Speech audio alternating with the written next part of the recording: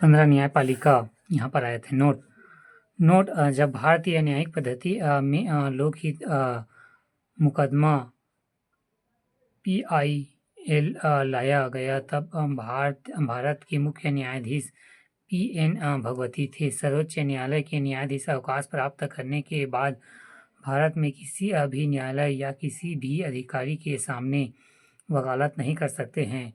मुख्य न्यायाधीश राष्ट्रपति की पूर्व स्वीकृति लेकर दिल्ली के अतिरिक्त अन्य किसी स्थान पर सर्वोच्च न्यायालय की बैठकें बुला सकता है। अब तक हैदराबाद एवं श्रीनगर में कोई प्रकार की बैठक आयोजित की जा चुकी है। इस प्रकार की बैठक आयोजित की जा सकी है हैदराबाद और श्रीनगर में।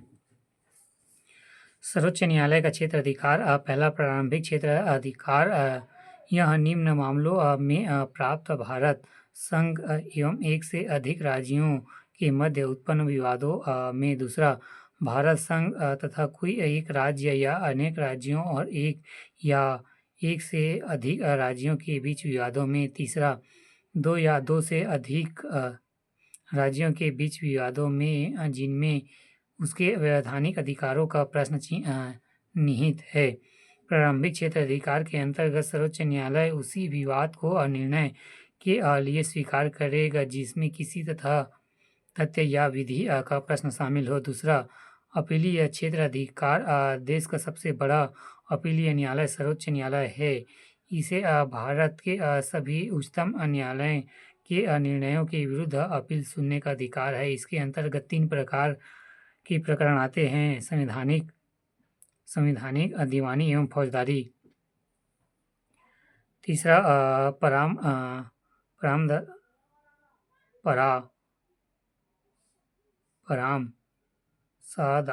क्षेत्र अधिकार। राष्ट्रपति को यह अधिकार है कि वह सार्वजनिक महत्व के विवादों पर सर्वोच्च न्यायालय का परामर्श मांग सकता है। अनुच्छेद 143 न्यायालय के परामर्श को स्वीकार या अस्वीकार राष्ट्रपति के विधेयक पर निर्भर करता है। चौथा, पुनर्विचार संबंधित क्षेत्र अधिकार। संविधान के अनुच्छेद 137 के अनुसार सर्वोच्च न्यायालय को यह अधिकार प्राप्त है कि वह स्वयं द्वारा दिए गए आदेशों का निर्णय या पुनर्विचार कर सकता है तथा यदि उचित समझे तो उसे आवश्यक निर्माण कर सकता है। पांचवा, अभिलेख न्यायालय। संविधान के अनुच्छेद 129 सर्वोच्च न्यायालय को अभिलेख न्यायालय का स्थान प्रदान किया गया है। इसका आशय यह है कि न्यायालय के सभी निर्णयों को रिकॉर्ड या अभिलेख के रूप में सुरक्षित रखा जाता है। इन विषयों को भविष्य में देश के किसी भी अन्य न्यायालय के नज़ीर के रूप में पेश किया जा सकता है। चौथा, मौलिक अधिकारों का रक्षक। भारत का सर्वोच्च न्यायालय नागरिकों के मौलिक अधिकारों का रक्षक। अनुच्छेद 32 सर्वोच्च न्यायालय को विशेष रूप से उत्तरदायित्व ठहराता है कि वह मौलिक अधिकारों को लागू कराने के लिए आवश्यक कार्यवाही करे। न्यायालय मौलिक अधिकारों की रक्षा के लिए बंदी, प्राधिकरण, परमादेश, प्रतिषेध अधिकार, पृष्ठ लेख एवं उत्प्रेषण के लेख जारी कर सकता है। नोट, सर्वोच्च न्यायालय में संविधान के निर्वाचन इंटरप्रिटेशन से संबंधित मामलों की सुनवाई करने के लिए न्यायाधीशों की संख्या कम से कम 5 होनी चाहिए। अनुच्छेद 145(3) उच्च न्यायालय। संविधान के अनुसार प्रत्येक राज्य के लिए एक उच्च न्यायालय होगा।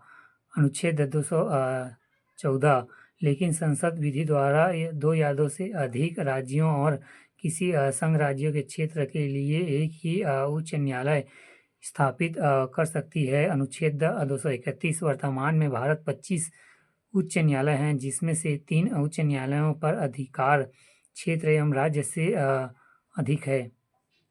वर्तमान में भारत में 25 उच्चतम न्यायालय है जिनमें से 3 उच्च न्यायालयों का अधिकार क्षेत्र एवं एक राज्य से अधिक है। केंद्र शासित प्रदेश दिल्ली और जम्मू कश्मीर में उच्चतम न्यायालय हैं।